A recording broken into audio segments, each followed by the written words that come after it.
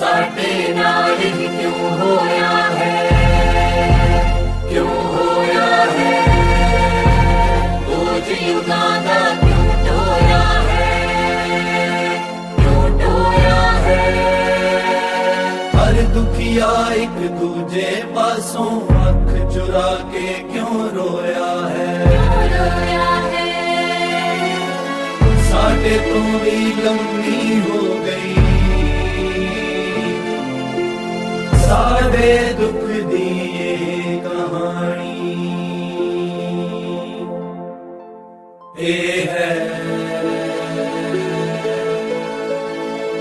पंच नद दा पानी,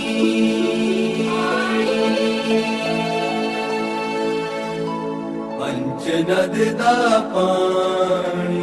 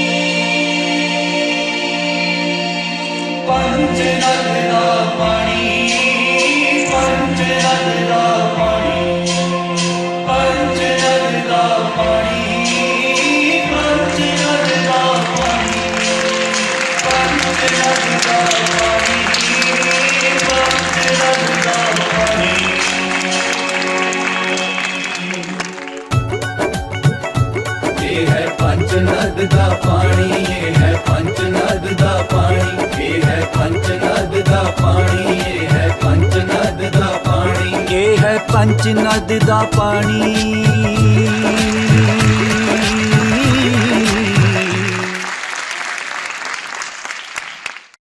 हजारों ख्वाहिश ऐसी कि हर ख्वाहिश पे दम निकले, बहुत निकले हैं दिल के अरमां है लेकिन फिर भी कम निकले।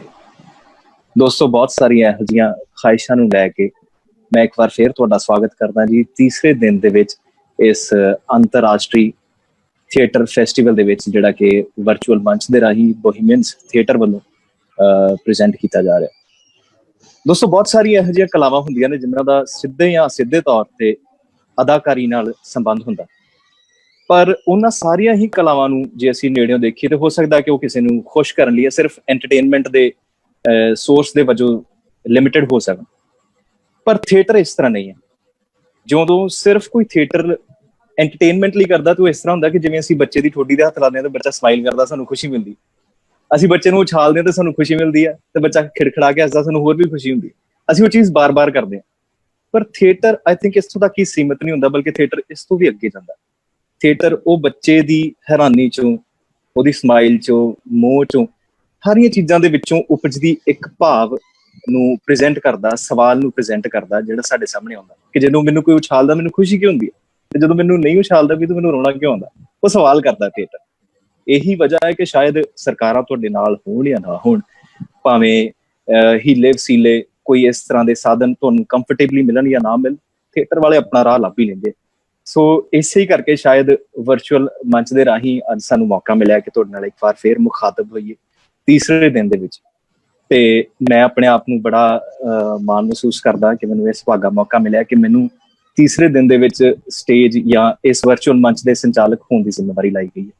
ਦੋਸਤੋ, ਅਸੀਂ ਸਾਰੇ ਜਾਣਦੇ ਹਾਂ ਕਿ ਇਸ ਸਾਰੇ ਹੀ ਥੀਏਟਰ ਜਿੰਨਾ ਵੀ ਇਵੈਂਟਸ ਅਸੀਂ ਕਰਦੇ ਹਾਂ 8 ਤੋਂ 9 ਤਕਰੀਬਨ 1 ਘੰਟੇ ਦੇ ਇਵੈਂਟ ਨੂੰ ਅਸੀਂ 4 ਅਲੱਗ-ਅਲੱਗ ਸੈਗਮੈਂਟਸ ਦੇ ਵਿੱਚ ਵੰਡਿਆ ਹੋਇਆ। ਪਹਿਲਾ ਜਿਹੜਾ ਹਿੱਸਾ ਹੈ ਜੀ ਉਹ ਤਾਂ ਇੰਟਰੋਡਕਸ਼ਨ ਹੈ, ਤੇ ਉਹਦੇ ਨਾਲ ਹੀ ਅਸੀਂ ਸੁਨਹਿਰੀ ਬੋਲ ਜਿਹੜੇ ਨੇ ਕਿਸੇ ਨਾ ਕਿਸੇ ਐਮੀਨੈਂਟ ਥੀਏਟਰ ਪਰਸਨੈਲਿਟੀ, ਕਿਸੇ ਐਕਸਪੀਰੀਅੰਸਡ ਥੀਏਟਰ ਆਰਟਿਸਟ ਵੱਲੋਂ ਉਹਨਾਂ ਦੇ ਸੁਨਹਿਰੀ ਬੋਲ ਸੁਣਦੇ ਹਾਂ।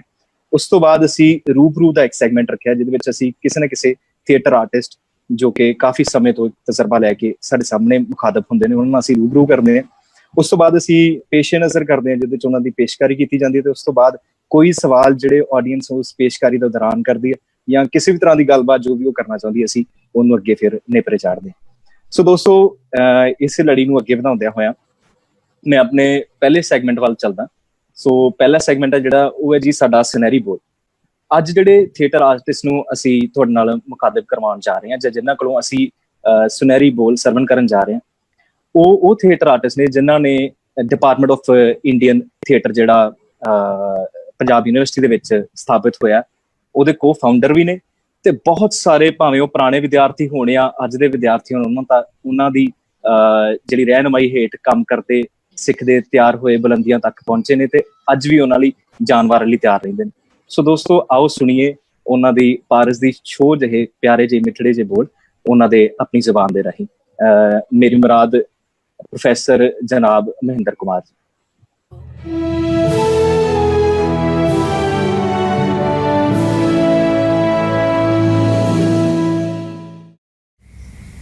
ਪਿਆਰੇ ਦੋਸਤੋ, ਮੈਂ ਆਪਣੇ 50-51 ਸਾਲ ਦੇ ਰਚਨਾਤਮਕ ਸਫ਼ਰ ਵਿੱਚ ਰੰਗ ਕਰਮੀਆਂ ਉੱਤੇ ਅਜਿਹਾ ਔਖਾ ਦੌਰ ਕਦੇ ਨਹੀਂ ਵੇਖਿਆ। ਅੱਜ ਮੰਚ, ਮੇਕਅਪ, ਰੋਸ਼ਨੀਆਂ, ਅਭਿਨੇਤਾ, ਦਰਸ਼ਕ ਇੱਕ ਦੂਜੇ ਲਈ ਅਜਨਬੀ ਹੋਏ ਬੈਠੇ ਹਨ, ਪਰ ਨਿਰੰਤਰ ਗਤੀਸ਼ੀਲ ਰਹਿਣਾ ਅਤੇ ਸੱਜੇ ਖੱਬਿਓਂ ਨਵੇਂ ਰਸਤੇ ਤਲਾਸ਼ ਕਰਨਾ ਸਿਰਜਣ ਸ਼ਕਤੀ ਦਾ ਨਿਯਮ ਹੈ। ਗੁਰਵਿੰਦਰ ਦਾ ਇਹ ਵਰਚੁਅਲ ਵਿਹੜਾ ਇੱਕ ਨਵੀਨ ਉਪਰਾਲਾ ਹੈ ਘਰ ਬੈਠੇ ਅਦਾਕਾਰ ਨੂੰ ਘਰ ਬੈਠੇ ਦਰਸ਼ਕ ਨਾਲ ਜੋੜਨ ਦਾ। ਮੇਰੇ ਰੰਗਮੰਚੀ ਹਮਸਫਰ, ਮੇਰੇ ਦੋਸਤ, ਮੇਰੇ ਸ਼ਿਸ਼ ਸਾਰੇ ਆਮੋ ਸਾਹਮਣੇ ਲਾਈਵ ਪ੍ਰਸਤੁਤੀ ਦੀ ਕਲਾ ਨੂੰ ਸਮਰਪਿਤ ਹਨ। ਟੀਵੀ ਅਤੇ ਸਿਨੇਮਾ ਅਦਾਕਾਰ ਨੂੰ ਅਤੇ ਦਰਸ਼ਕ ਨੂੰ ਲਾਈਵ ਰੰਗਮੰਚੀ ਆਨੰਦ ਦਾ ਸਿਰਫ ਸਿਰਨਾਵਾ ਦੇ ਸਕਦਾ ਹੈ। ਅਸਲ ਆਨੰਦ ਤਾਂ ਅਸੀਂ ਸਾਰੇ ਜਾਣਦੇ ਹਾਂ, ਸਾਖਿਆਤ ਪੇਸ਼ਕਾਰੀ ਨੂੰ ਖੁਦ ਮੌਜੂਦ ਰਹਿ ਕੇ ਮਾਣਨ ਵਿੱਚ ਹੁੰਦਾ ਹੈ। ਖੈਰ, ਵਕਤ ਦੀ ਗੱਲ ਹੈ। ਅੱਜ ਪੇਸ਼ਕਾਰੀਆਂ ਤੋਂ ਮੁਕੰਮਲ ਗੈਰ ਹਾਜ਼ਰ ਰਹਿਣ ਨਾਲੋਂ वर्चुअल हाज़िरी देना बेहतर है। मुझे मालूम है जन्नत की हकीकत, लेकिन दिल के खुश करने को गालिब ये ख्याल अच्छा है। बहुत अच्छा है कि गुरविंदर दे इस वर्चुअल वेड़े विच हाजिर सारे अदाकार असल रंगमंच दे निपुण रसीए हैं ਅਤੇ ਦਰਸ਼ਕਾਂ ਨਾਲ ਆਪਣੀ ਸਾਂਝ ਕਾਇਮ ਰੱਖਣ ਲਈ ਇਸ ਨਵੇਂ ਵਸੀਲੇ ਨੂੰ ਅਖਤਿਆਰ ਕਰ ਰਹੇ ਹਨ। ਸਮੇਂ ਦੀ ਨਜ਼ਾਕਤ ਦੇ ਮੱਦੇਨਜ਼ਰ ਇਹ ਬੜਾ ਮੁਬਾਰਕ ਕਦਮ ਹੈ। ਰਸਪਿੰਨੀ ਰੰਗ ਫੁਹਾਰ ਨੂੰ ਬੂਹੇ ਪਹੁੰਚਾਉਣ ਲਈ ਗੁਰਵਿੰਦਰ ਦੀ ਖੂਬਸੂਰਤ ਸੋਚ ਕਾਬਿਲ ਤਾਰੀਫ ਹੈ। ਆਓ ਇਸ ਸੋਚ ਵਿੱਚ ਸ਼ਾਮਿਲ ਹੋ ਕੇ ਉਤਸ਼ਾਹਿਤ ਕਰੀਏ ਇਸ ਨਵੀਂ ਨਵੇਲੀ ਮੁਹਿੰਮ ਨੂੰ। ਅਦਾਕਾਰ ਜ਼ਿੰਦਾਬਾਦ।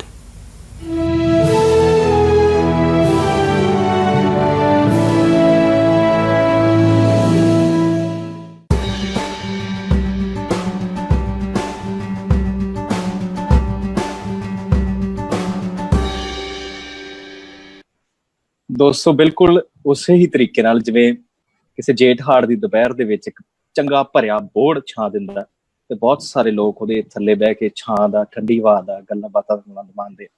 ਉਸੇ ਤਰ੍ਹਾਂ ਕੋਈ ਬਜ਼ੁਰਗ ਥੀਏਟਰ ਆਰਟਿਸਟ ਜਦੋਂ ਐਸੀਆਂ ਪਿਆਰੀਆਂ ਗੱਲਾਂ ਜਾਂ ਆਸ਼ੀਰਵਾਦ ਦੇ ਤੌਰ ਤੇ ਸਾਡੇ ਨਾਲ ਕੋਈ ਗੱਲ ਸਾਂਝੀ ਕਰਦੇ ਤੇ ਸਾਡਾ ਵੀ ਜਿਹੜਾ ਮਾਣ ਓਨਾ ਹੀ ਦੁੱਗਣਾ ਹੋ ਜਾਂਦਾ।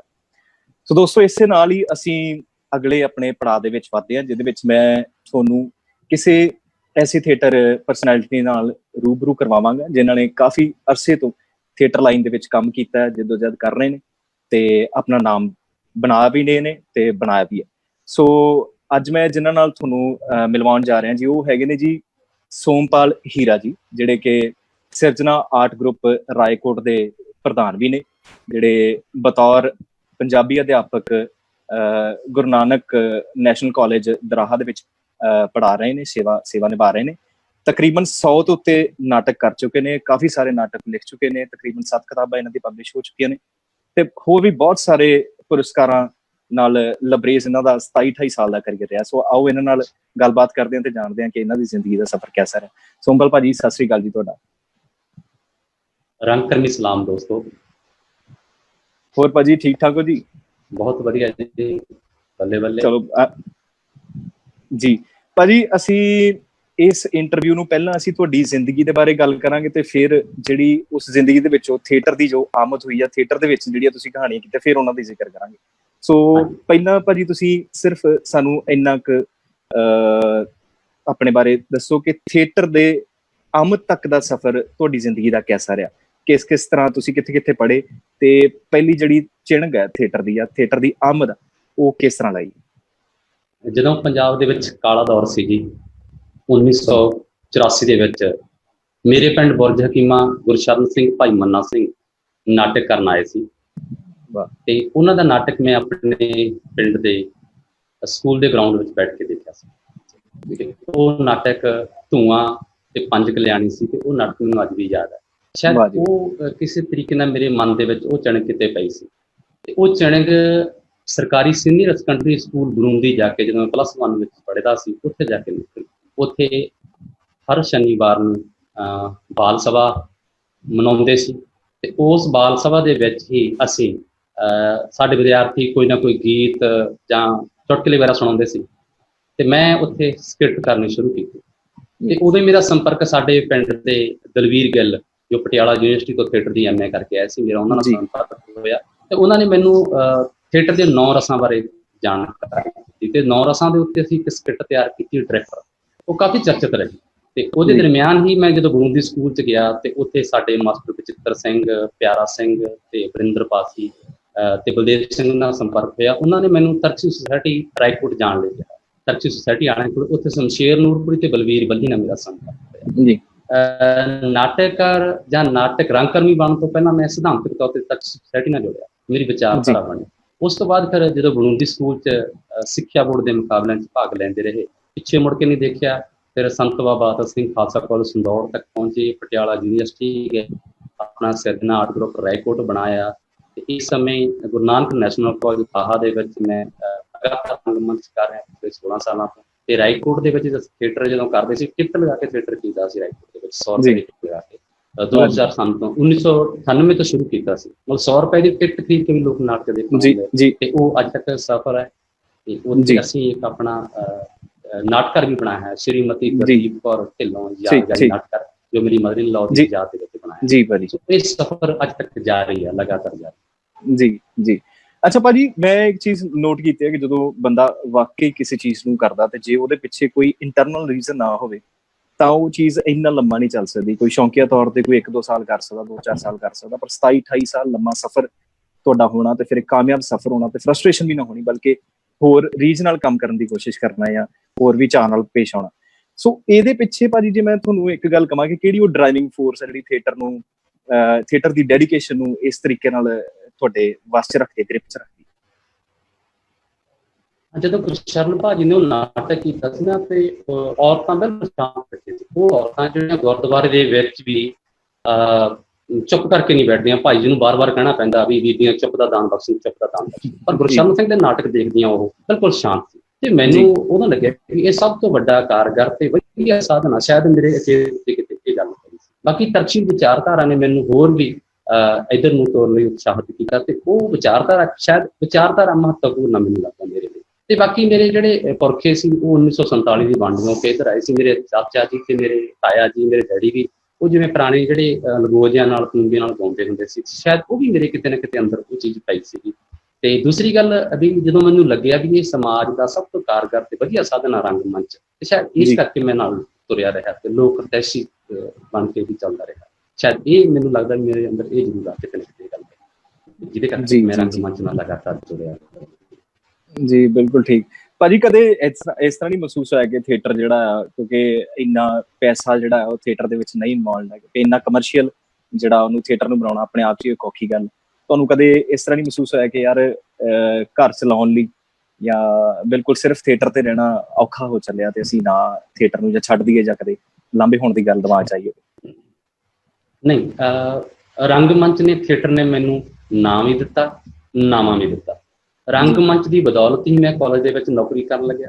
ਰੰਗਮੰਚ ਵਿੱਚੋਂ ਹੀ ਮੈਨੂੰ ਜੀਵਨ ਸਾਥਣ ਮਿਲੀ। ਰੰਗਮੰਚ ਨੇ ਹੀ ਮੈਨੂੰ ਰੋਟੀ ਲੱਗੀ ਲਾਇਆ। ਰੰਗਮੰਚ, ਜੇ ਅੱਜ ਰੰਗਮੰਚ ਹੈ ਤਾਂ ਮੈਂ ਤਾਂਹੀਓ ਤੁਹਾਡੇ ਸਾਹਮਣੇ ਬੈਠਾ, ਨਹੀਂ ਤਾਂ ਜਿਵੇਂ ਮੇਰੇ ਪਿੰਡ ਦੇ ਆਮ ਮੁੰਡੇ ਸੀਗੇ, ਪਿੰਡ ਦੇ ਵਿੱਚ ਉਹ ਮੋੜਾਂ ਤੇ ਖੁੰਡਾਂ ਤੇ ਬੈਠਦੇ, ਸ਼ਾਇਦ ਮੈਂ ਵੀ ਉੱਥੇ ਬੈਠਾ ਰਹਿੰਦਾ। ਇਹ ਰੰਗਮੰਚ ਕਰਕੇ ਹੀ ਮੈਂ ਅੱਜ ਤੁਹਾਡੇ ਸਾਹਮਣੇ, ਰੰਗਮੰਚ ਦੀ ਬਦੌਲਤ। ਤੇ ਰੰਗਮੰਚ ਮੇਰੇ ਲਈ ਕਦੇ ਵੀ ਨਾ ਪੱਕੀ ਨਹੀਂ ਰਿਹਾ। ਰੰਗਮੰਚ ਕਰਕੇ ਹੀ ਮੈਂ ਅੱਜ ਇੱਥੇ ਤੱਕ ਪਹੁੰਚ ਰਿਹਾ, ਤੇ ਇਹ ਸਫ਼ਰ ਹਜੇ ਵੀ ਜਾਰੀ ਹੈ।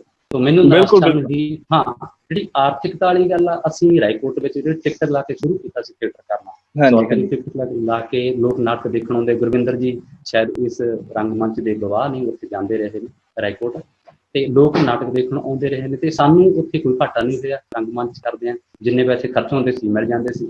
ਇੱਕ ਮਿੱਤਰ ਆ ਬਰਨਾਲੇ ਤੋਂ, ਉਹ ਅਕਸਰ ਕਹਿੰਦਾ ਹੁੰਦਾ, ਰੰਗਮੰਚ ਸਾਨੂੰ ਸਾਦੀ ਰੋਟੀ ਦਿੰਦਾ ਤੇ ਅਸੀਂ ਖਾ ਸਕਦੇ ਹਾਂ। ਇਹ ਵੱਖਰੀ ਗੱਲ ਕਿ ਮੁਰਗੇ ਦੀ ਟੰਗ ਜਾਂ ਸ਼ਰਾਬ ਦੀ ਬੋਤਲ ਉਹ ਨਹੀਂ ਮਿਲਦੀ, ਨਾ ਹੀ ਅਸੀਂ ਚਾਹੁੰਦੇ ਹੋ ਮਿਲਣੀ, ਜਿਹੜੇ ਲੋਕ ਲੈਂਦੇ ਨੇ ਉਹ ਲੈ, ਪਰ ਮੈਨੂੰ ਰੰਗਮੰਚ ਦੇ ਵਿੱਚ ਇੱਕ ਸਾਦੀ ਰੋਟੀ ਵਧੀਆ ਤਰੀਕੇ ਨਾਲ ਮਿਲਦੀ ਹੈ ਤੇ ਮੈਂ ਖਾ ਰਿਹਾ। ਹਾਂਜੀ ਹਾਂਜੀ, ਨਹੀਂ ਬਹੁਤ ਵਧੀਆ ਭਾਜੀ। ਇਹ ਚੜ੍ਹਦੀ ਕਲਾ ਦਾ ਪ੍ਰਤੀਕ, ਜਿੰਨੇ ਵੀ ਮੈਂ ਰੰਗਕਰਮੀ ਦੇਖਿਆ, ਜਿਹਨਾਂ ਨੂੰ ਮੈਂ ਆਪਣੀ ਨਿੱਜੀ ਜ਼ਿੰਦਗੀ 'ਚ ਜਾਣਦਾ, 10-12 ਸਾਲ ਮੈਨੂੰ ਵੀ ਹੋ ਗਿਆ ਥੀਏਟਰ ਕਰਦੇ ਨੂੰ, ਮੈਂ ਦੇਖਿਆ ਕਿ ਚੜ੍ਹਦੀ ਕਲਾ 'ਚ ਰਹਿਣ ਦਾ ਜਿਹੜਾ ਫਲਸਫਾ ਜਿੰਨਾ ਥੀਏਟਰ ਵਾਲਿਆਂ ਨੂੰ ਪਤਾ ਹੁੰਦਾ, ਉਹਨਾਂ ਸ਼ਾਇਦ ਹੋਰ ਕਿਸੇ ਕਲਾ ਨਾਲ ਜੁੜਦੇ ਬੰਦਿਆਂ 'ਚ ਨਾ ਪਾਇਆ ਜਾਵੇ ਭਾਵੇਂ। ਸੋ ਭਾਜੀ ਇਸ ਚੀਜ਼ ਨੂੰ ਅਸੀਂ ਅੱਗੇ ਵਧਾਉਂਦੇ, ਜੇ ਮੈਂ ਗੱਲ ਕਰਾਂ ਕਿ ਕਿੰਨੀ ਕੁ ਤੁਸੀਂ, ਕਿਉਂਕਿ ਤੁਹਾਡੀ ਪ੍ਰੋਫਾਈਲ ਦੇ ਵਿੱਚ ਜਿੰਨੀ ਮੈਂ ਰਿਸਰਚ ਕੀਤੀ, ਮੈਂ ਦੇਖਿਆ ਕਿ ਤੁਸੀਂ ਯੂਥ ਨਾਲ ਬਹੁਤ ਕਨੈਕਟਡ ਰਹੇ ਹੋ। ਤੁਸੀਂ ਤਕਰੀਬਨ 26-27 ਕਾਲਜਿਸ ਦੇ ਵਿੱਚ ਤੁਸੀਂ ਯੂਥ ਫੈਸਟੀਵਲ ਦੇ ਦੌਰਾਨ ਤਿਆਰੀ ਕਰਵਾਉਂਦੇ ਰਹੇ ਹੋ, ਜਾਂ ਬਹੁਤ ਸਾਰੇ ਯੂਥ ਦੇ ਨਾਲ ਤੁਹਾਡਾ ਡਾਇਰੈਕਟਲੀ ਰਿਲੇਸ਼ਨ ਰਿਹਾ, ਕੰਟੈਕਟ ਰਿਹਾ। ਤੁਸੀਂ ਕੀ ਸੋਚਦੇ ਹੋ ਕਿ ਅੱਜ ਦੇ ਜਿਹੜਾ ਯੂਥ ਦੇ ਵਿੱਚ ਆ, ਥੀਏਟਰ ਨੂੰ ਲੈ ਕੇ ਕੀ ਅਪਰੋਚ ਹੈ, ਕੀ ਰੁਝਾਨ ਹੈ? ਕੀ ਯੂਥ ਜ਼ਿਆਦਾ ਇੰਟਰਸਟਿਡ ਆ ਅੱਜ ਥੀਏਟਰ ਕਰਨ 'ਚ ਤੇ ਉਹਨੂੰ ਹੋਰ ਵੀ ਵਧਾਵਾ ਦੇਣ 'ਚ, ਜਾਂ ਖੁਸ਼ ਆ ਥੀਏਟਰ ਨੂੰ ਲੈ ਕੇ, ਜਾਂ ਸਿਰਫ ਕਿਉਂਕਿ ਇਹਦੇ 'ਚ ਇਖਲਾਕੀ ਲੋਕ ਜਾਂ ਕਿਸੇ ਨਾ ਕਿਸੇ ਜ਼ਿਆਨੀਅਤ, ਚੰਗੀ ਪੋਜ਼ਿਟਿਵ ਜ਼ਿਆਨੀਅਤ ਵਾਲੇ ਲੋਕ ਹੀ ਆ ਜਿਹੜੇ ਇਹਨੂੰ ਇੱਕ ਜ਼ਰੀਆ ਮੰਨ ਕੇ ਅੱਗੇ ਆਉਂਦੇ ਆ, ਬਾਕੀ ਸਾਰਿਆਂ ਨੂੰ ਐਂਟਰਟੇਨਮੈਂਟ ਲਈ ਸਿਰਫ ਫਿਲਮਾਂ 'ਚ ਹੀ ਜਾਣਾ? ਕਈ ਤਰ੍ਹਾਂ ਦੇ ਰੰਗ ਨੇ ਜੀ, ਜਿਵੇਂ ਰੰਗਮੰਚ ਤੇ ਰੰਗ ਹੁੰਦੇ ਨੇ, ਇਸੇ ਤਰ੍ਹਾਂ ਵਿਦਿਆਰਥੀਆਂ ਵਿੱਚ ਵੀ ਕਈ ਤਰ੍ਹਾਂ ਦੇ ਰੰਗ ਨੇ। ਬਹੁਤੇ ਵਿਦਿਆਰਥੀ ਭੰਗੜੇ ਵੱਲ ਨੂੰ ਤਰਜੀਹ ਦਿੰਦੇ ਨੇ, ਤੇ ਬਹੁਤ ਸਾਰੇ ਵਿਦਿਆਰਥੀ ਰੰਗਮੰਚ ਵੱਲ ਨੂੰ ਆਉਂਦੇ ਨੇ। ਖਾਸ ਕਰਕੇ ਰੰਗਮੰਚ ਵਿੱਚ ਲੜਕੀਆਂ ਬਹੁਤ ਘੱਟ ਹੁੰਦੀਆਂ ਨੇ, ਤੇ ਕੁਝ ਰੰਗਕਰਮੀ ਸਿਰਫ ਫਿਲਮ ਵੱਲ ਜਾਣ ਲਈ ਹੀ ਆਉਂਦੇ ਨੇ, ਤੇ ਬਹੁਤ ਸਾਰੇ ਜਿਹੜੇ ਰੰਗਕਰਮੀ ਸਿਧਾਂਤਕ ਤੌਰ ਤੇ ਜੁੜਦੇ ਨੇ ਨਾ, ਵਿਚਾਰਧਾਰਾ ਦੇ ਤੌਰ ਤੇ ਜੁੜਦੇ ਨੇ, ਉਹ ਰੰਗਮੰਚ ਨਾਲ ਲੰਬਾ ਸਮਾਂ ਉਮਰ ਨਿਭਾਉਂਦੇ ਨੇ। ਜਿਹੜੇ ਵਕਤੀ ਆਉਂਦੇ ਨੇ ਜਾਂ ਫਿਲਮ 'ਚ ਜਾਣਾ ਕੋਈ ਮੈਂ ਮਾੜੀ ਗੱਲ ਨਹੀਂ ਕਹਿੰਦਾ ਹੈਗਾ, ਰੰਗਮੰਚ ਨਾਲ ਮੈਂ ਜੁੜਿਆ ਹੋਣ ਕਰਕੇ ਰੰਗਮੰਚ ਨੂੰ ਮੈਂ ਜ਼ਿਆਦਾ ਤਰਜੀਹ ਦਿੰਦਾ, ਤੇ ਬਹੁਤ ਸਾਰੇ ਵਿਦਿਆਰਥੀ ਆ ਰਹੇ ਨੇ ਰੰਗਮੰਚ ਨਾਲ ਜੁੜ ਰਹੇ ਨੇ, ਤੇ ਮੈਂ ਅਸੀਂ ਇਹ ਗੱਲਬਾਤ ਦਾ ਸਿਲਸਿਲਾ ਜਾਰੀ ਰੱਖਾਂਗੇ। ਉਸ ਤੋਂ ਪਹਿਲਾਂ ਅਸੀਂ ਪੇਸ਼ੇ ਨਜ਼ਰ ਤੁਹਾਡੇ ਸਾਹਮਣੇ ਪੇਸ਼ ਕਰਨ ਜਾ ਰਹੇ ਹਾਂ, ਪੇਸ਼ਕਾਰੀ ਜਿਹੜੀ ਕਿ ਸੋਮਪਾਲ ਹੀਰਾ ਭਾਜੀ ਵੱਲੋਂ ਕਰਵਾਈ ਜਾ ਰਹੀ ਹੈ। ਸੋ ਆਓ ਦੇਖੀਏ ਜੀ ਪੇਸ਼ੇ ਨਜ਼ਰ।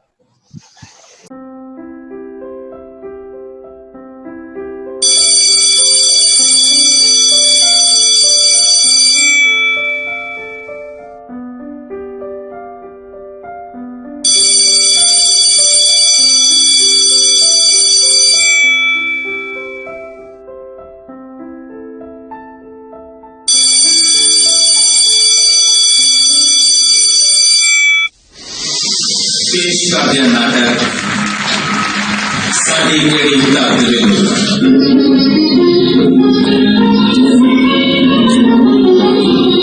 तू हिंदू बनेगा न मुसलमान बनेगा, इंसान की औलाद है इंसान बनेगा। तू हिंदू बनेगा न मुसलमान बनेगा, इंसान की औलाद है इंसान बनेगा।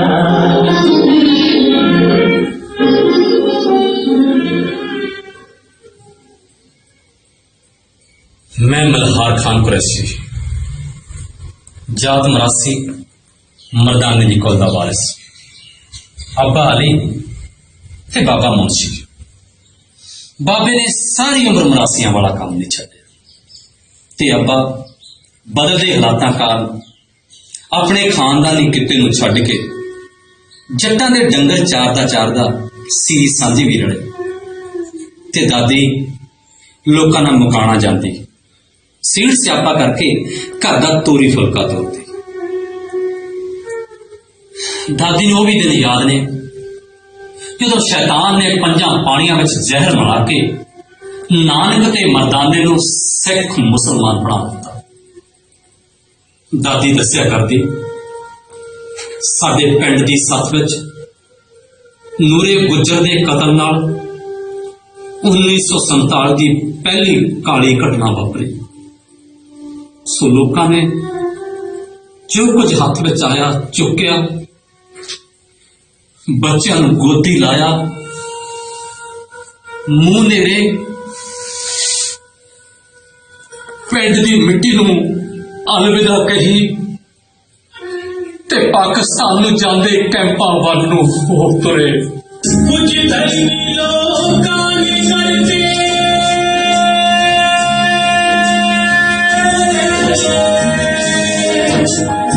धरती मां दे टुकड़े, धरती मां पई उबा मारे कौन सुने जो टुकड़े। फिर करिंदे गलियां दे विच,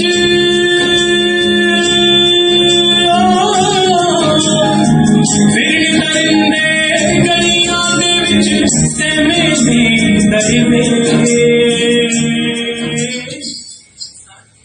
मेरा रहमता ते चट्टू चाचा अपने साले कोल मलेरकोटले वाले कैंप च चले ते अब्बा हुणे जलंधर कैंप च ते पिंड विच मरासियां वाला काम कौन करदा, लोकां दीयां गट्ठां कौन लेके जांदा, मकानां ते कौन जांदा, सारे काम रुक जांदे सी। इसे डरों पिंड दे कुछ जट जिमींदार सरदार संपूर्ण सिंह सिद्धू की अगवाई विच साडे अब्बा हुणां नूं जलंधर कैंप तो वापस ले आए ते अब्बा हुणे भी कैंपां दी खज्जल खुआरी तो डरदे वापस आ गए। सो हौली हौली 47 के जख्मां ते खरीद आउण लग गया। समा बीतदा गया। एक दिन पिंड विच एक सहकारी सभा के प्रोग्राम विच लोक गायक लालचंद जमले जट नूं बुलाया गया। बस उसे दिन तो मेरे खानदानी खून अंदर संगीत लहरां दौड़ लगियां। मैं एक कद्दू चुकिया, उहदे च डंडा फसाया ते तुम्बी बना के पिंड दीयां गलियां विच जमले दे गीत गाउंदा फिरां।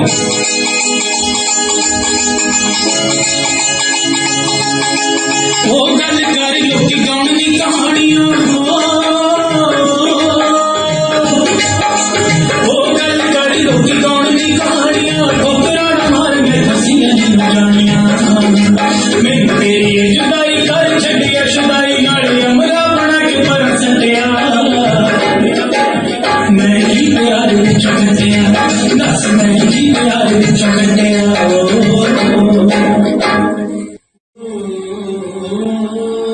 गाउण दे नाल नाल मैं अपना मान सत्कार बढ़ाने की कोशिश करता, पर मेरा बाबा मेरे सारे अरमानां ते पानी फेर दिंदा। मैं उदों पानी हो जाता शर्म नाल जो किसी स्कूल कोल दी लंघदे बाबे नूं देख के मास्टर सिद्धू ने आवाज मार के कहना, ओ सुना बई मेरा अपना मीरपुरा, ओ होर ना सही साडे सिद्धू जट्टां दी वार ही सुना दे। ਤੇ ਬਾਬਾ ਕੰਨ ਤੇ ਹੱਥ ਰੱਖ ਕੇ ਇਹੋ ਜਿਹਾ ਸ਼ੁਰੂ ਹੁੰਦਾ ਕਿ ਚੁੱਪ ਹੋਣ ਦਾ ਨਾਂ ਹੀ ਨਾ ਲੈਂਦਾ। ਸਾਰੇ ਜਵਾਬ ਮੈਨੂੰ ਮਜ਼ਾਕ ਕਰਦੇ। ਓਏ ਬੱਲੀ, ਉਹ ਤੇਰੇ ਦਾਦੇ ਦੀਆਂ ਮੁੱਛਾਂ ਓਏ ਜਵਾਈ ਰੰਗ ਜੇ ਵਰਗੀਆਂ ਨੇ।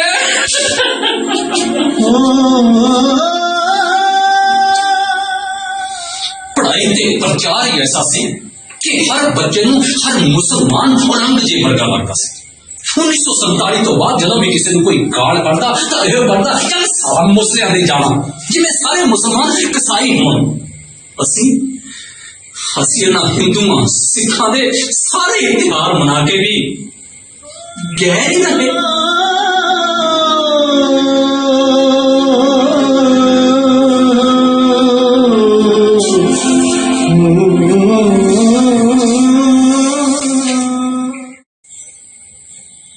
जो दुख मैंने स्कूल में चलने पे उन्होंने याद करके बयान भी तड़प जाता।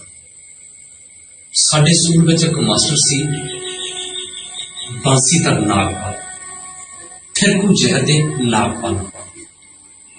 वो पाकिस्तान आए पंडितां दा मुंडा सी, संघ दा सरगर्म मैंबर।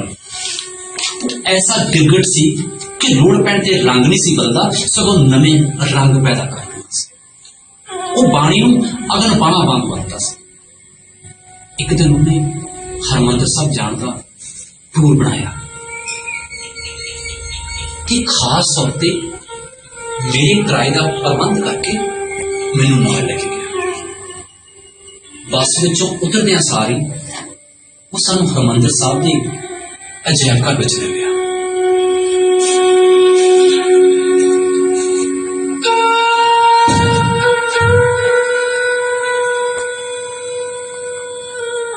अजायब घर मुस्लिम राजा वालों चरखियां ते चढ़ाए सिंघां, नेजियां ते टंगे बच्चियां, बंद बंद कटवाउंदियां सिखां दी तस्वीरां देख के उन्हां बच्चों के मन में अपने आप नफरत पैदा हो रही सी।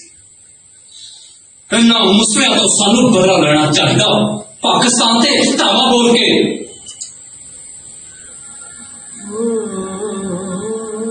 पर मास्टर बंसी का कुछ भी ना बोलिया और टेढ़ी जी गर्दन घुमा के मेरे वाल चल गया।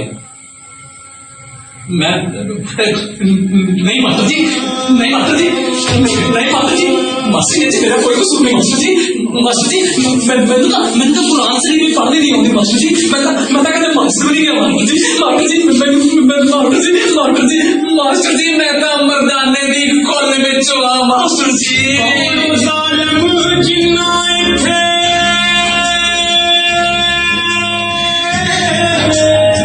बीच लहर से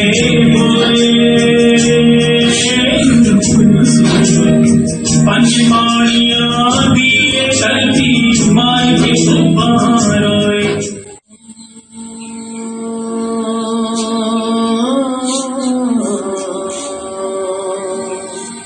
सारे मुंडे मेरे नाल बोलना हट गए,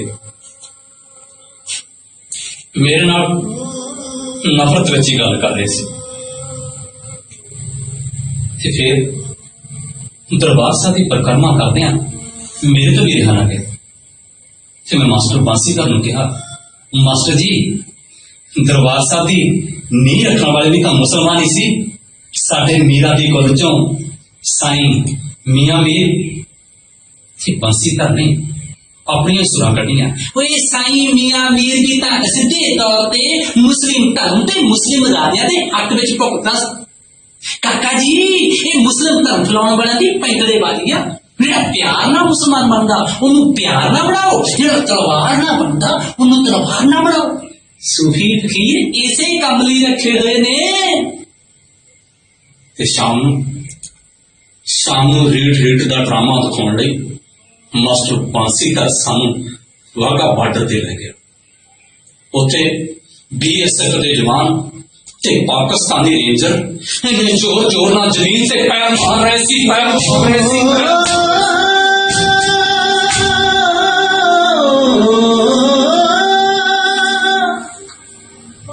जिवें सारी नफरत धरती मां दी हिक दे कट रहे होण। जदों मैं पाकिस्तान वाले पासे देखिया तां सब कुछ साडे वर्गा सी। ओहो जिहे लोग, ओहो जिहे खेत, ओहो जिहे रुख, ओहो जिहे मनुख। ते मैं चुपचाप उधर रुक रहा।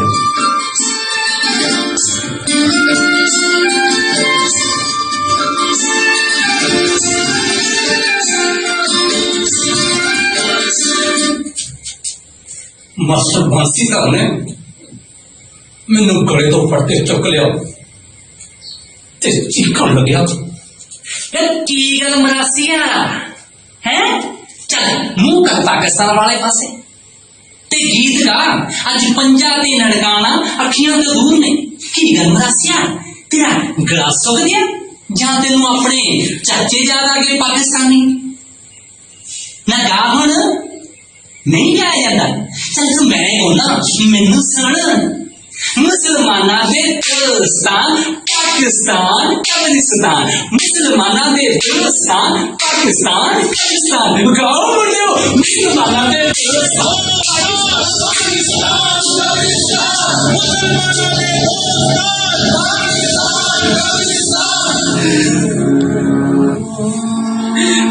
मैं मंटो दे टोबा टेक सिंह वांग नो मैच लैंड ते तूफान प्यासी ते मैं बिलख रहा सी। अब्बा क्यों रह गए जलील होण लई इत्थे असी। जबरू चाचा रहम ते चाचा सानू नाल क्यों ना ले गया। मरदानिया मियां मीर जी बाबा नानक आज के तो तू ही आ जा। इन्ना जालम लोका सावे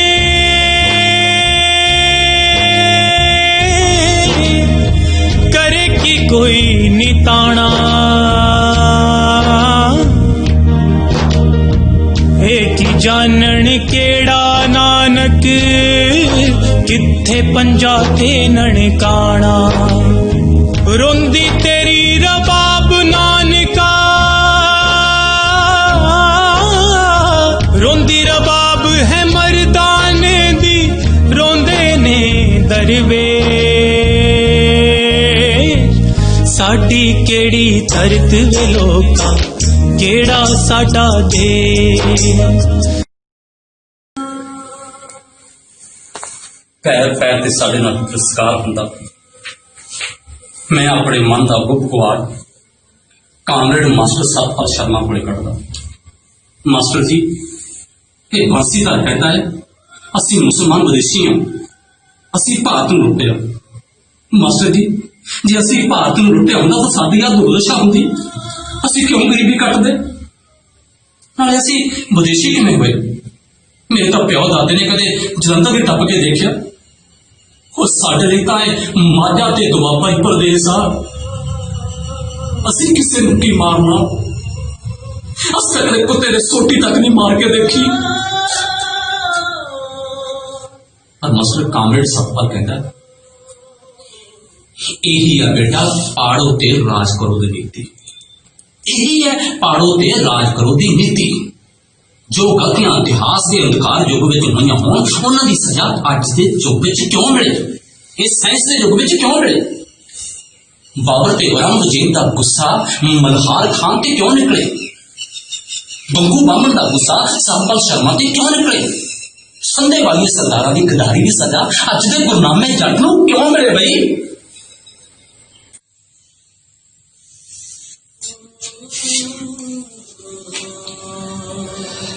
समा बीत्या, ब्याह होया, बच्चे होए, पता ही नहीं लग्या कदों बीत गया। पर हुण मुंडा जवान हो गया, मुंडे का ब्याह रखा है। पहला ब्याह ਆਪਦੀਆਂ ਅਧੂਰੀਆਂ ਖੁਆਇਸ਼ਾਂ, ਅਧੂਰੇ ਚਾਅ, ਸਾਰਾ ਕੁਝ ਇਸੇ ਵਿਆਹ ਤੇ ਪੂਰੇ ਕਰਨੇ ਨੇ। ਤੇ ਮੈਨੂੰ ਇੰਨਾ ਚਾਅ ਸੀ ਕਿ ਪਹਿਲੇ ਵਿਆਹ ਦੇ ਵਿੱਚ ਮੈਂ ਆਪਣੇ ਪਾਕਿਸਤਾਨ ਵਾਲੇ ਚਾਚੇ ਚੱਲੂ ਤੇ ਰਹਿਮਤ ਨੂੰ ਚੁਲਾਵਾਂ। ਤੇ ਮੈਂ ਸੋਚਿਆ ਪਾਕਿਸਤਾਨ ਕਿਉਂ ਨਾ ਜਿਹੜੇ ਧਾਰਮਿਕ ਸਥਾਨਾਂ ਦੀ ਯਾਤਰਾ ਲਈ ਜੱਥੇ ਜਾਂਦੇ ਨੇ ਉਹਨਾਂ ਨਾਲ ਹੀ ਚਲੇ ਜਾਵਾਂ। ਤੇ ਮੈਂ ਕਮੇਟੀ ਦੇ ਪ੍ਰਧਾਨ ਨੂੰ ਵੀ ਮਿਲਿਆ ਸੀ, ਪਰ ਉਹਨੇ ਮੈਨੂੰ ਬੜੀ ਟਿੱਚਰ ਜੀ ਨਾਲ ਕਿਹਾ, ਕੀ ਗੱਲ ਪਾਕਿਸਤਾਨ ਜਸੂਸੀ ਦੀਆਂ ਖਬਰਾਂ ਦੇਣ ਜਾਣਾ?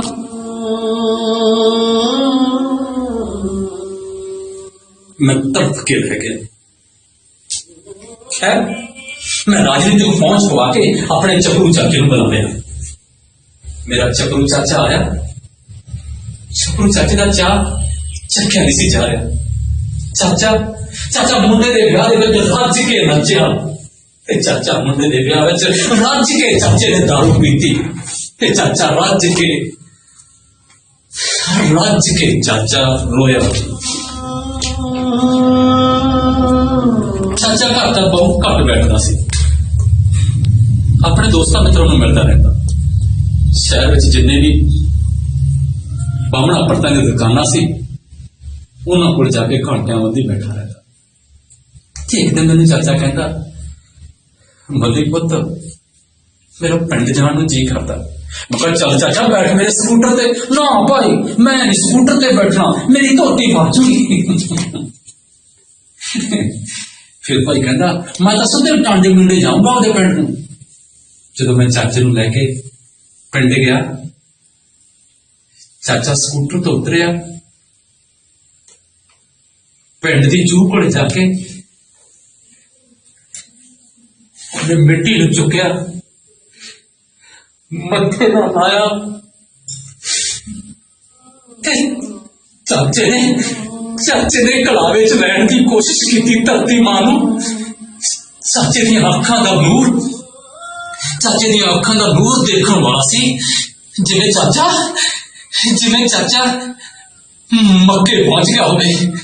ਤੇ ਫਿਰ ਚਾਚੇ ਨੇ ਸ਼ੂਟ ਪੜ ਲਈ। ਚਾਚਾ ਸ਼ੂਟ ਦੇ ਕੇ ਪਿੰਡ ਵੱਲ ਨੂੰ ਭੱਜ ਗਿਆ ਤੇ ਪਿੰਡ ਦੀ ਸੱਥ ਵਿੱਚ ਜਾ ਕੇ ਭਰੋਟੇ ਨੂੰ ਜਾ ਕੇ ਚਾਚੇ ਨੇ ਜੱਫੀ ਪਾ ਲਈ। ਚਾਚੇ ਨੇ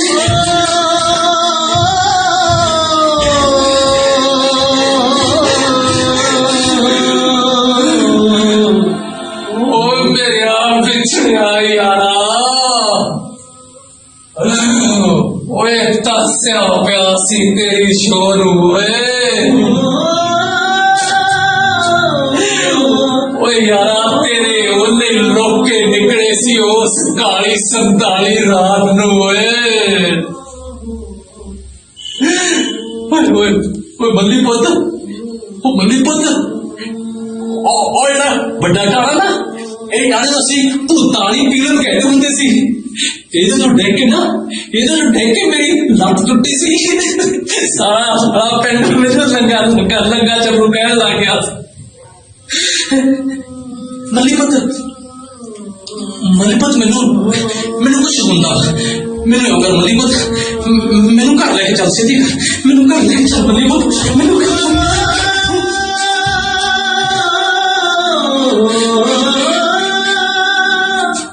ਮੱਲੀ ਪੁੱਤ ਬੇਬੇ ਬਾਪੂ ਵਾਲਾ ਕਮਰਾ,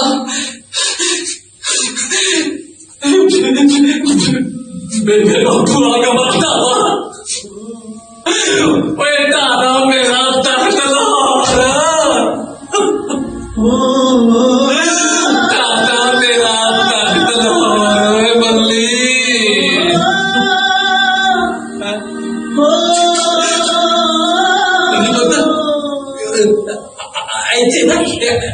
ਐ ਚੌਕੇ ਜੀ ਮੈਂ ਤੇ ਤੇਰਾ ਪਾਪਾ ਕਈ ਵਾਰ ਲੜੇ ਸੀ। ਇੱਥੇ ਬੈਠ ਕੇ ਮੱਕੀ ਦੀਆਂ ਰੋਟੀਆਂ ਖਵਾਉਂਦੇ ਹੁੰਦੇ ਸੀ ਆਪਣੀ। ਨਹੀਂ ਪੁੱਤ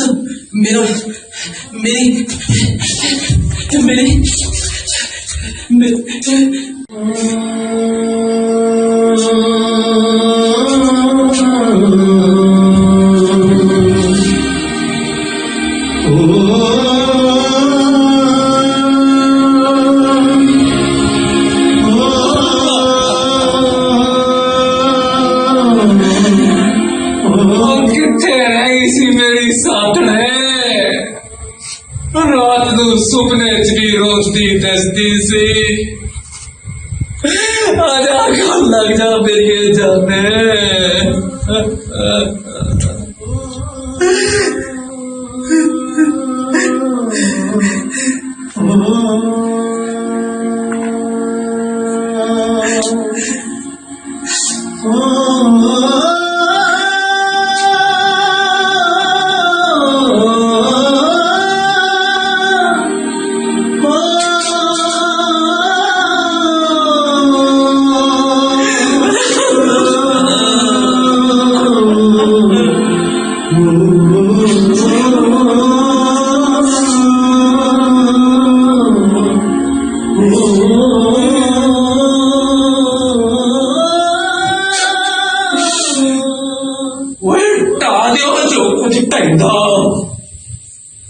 मंदिर मस्जिद गुरुद्वारे जो कुछ ढंगा ढा दिओ, पर नानक ते मर्दाने नूं वख नहीं कर सकते। कट के दिखाओ मियां मीर वाली एक्ट ते मोहम्मद रफी ने बोल, कट के दिखाओ जगले दी तुलबी ते मरोड़ के दिखाओ आलम लहार दा चिमटा। कोई असीं तां कलाकार हुंदे हां, कलाकार तेरा वाला कहा जिथे मर्जी पलट के सट दो, चाहे उधर सट दो चाहे इधर सट दो। कोई असीं तां पौन पानी मिलण ते फेर उगाउणा। ओए यही साडी धरती आ, यही साडा देश आ।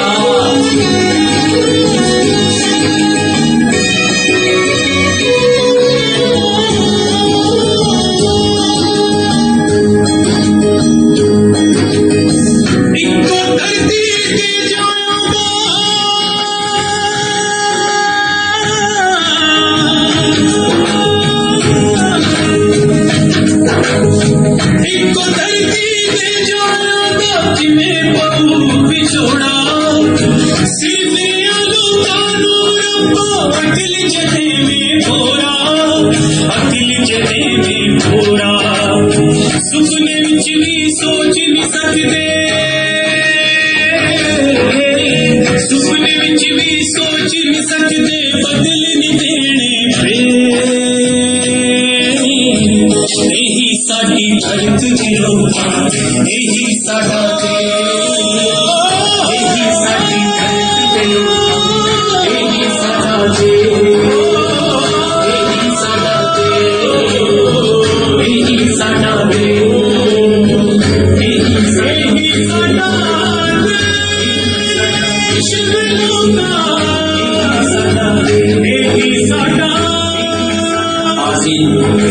इसी इंद्र के नावल वादा मां गवा दे नाटक साडी केड़ी धरती लोका, साडी केड़ी धरती।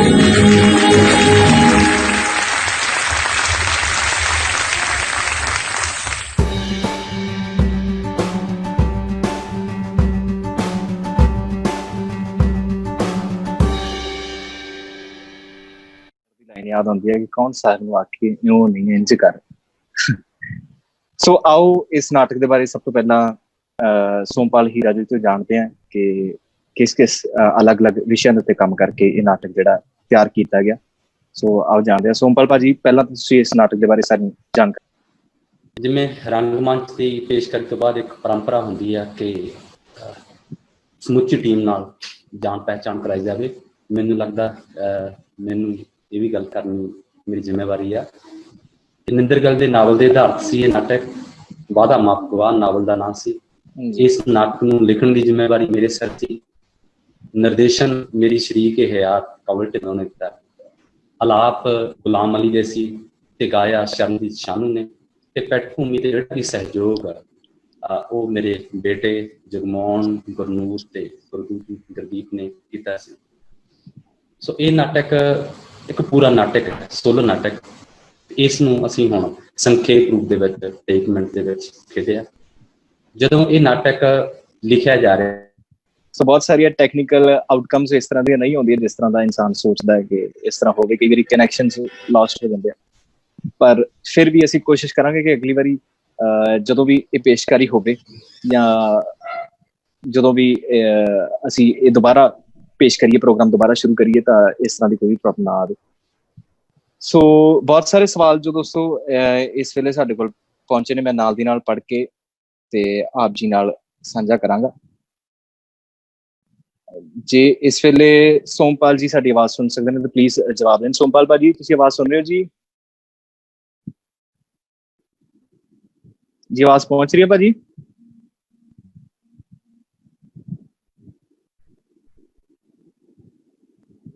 सो आई थिंक किसी ना किसी टेक्निकल एरर करके असी नहीं सोमपाल जी ने मुखातब हो पा रहे।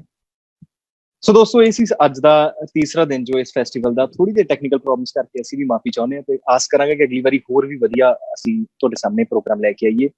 दोबारा किसी थिएटर की बहुत सारी हस्तियां दे विचों एक मानाज हस्ती नूं तुहाडे सामने पेश करिए, रूबरू होइए ते फिर पेशकारी देखिए।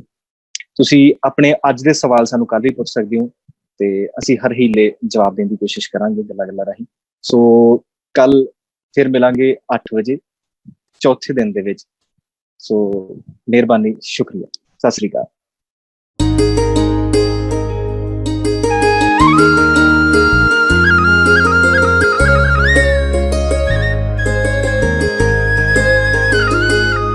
मेरी रूह ने लई अंगड़ाई, चंग नू हवावां तुरियां, सानू महक मोहब्बतां दी आई, चंग नू हवावां तुरियां। हरफे चंबे दियां डालियां जो हो गए, जिंदगी दे बोल साडे साहां च परो गए, जिंदगी दे बोल साडे साहां च परो गए हो। रूह दे बेलियां च मच गी दुहाई, चंग नू हवावां तुरियां, सानू महक मोहब्बतां दी आई, चंग नू हवावां तुरियां।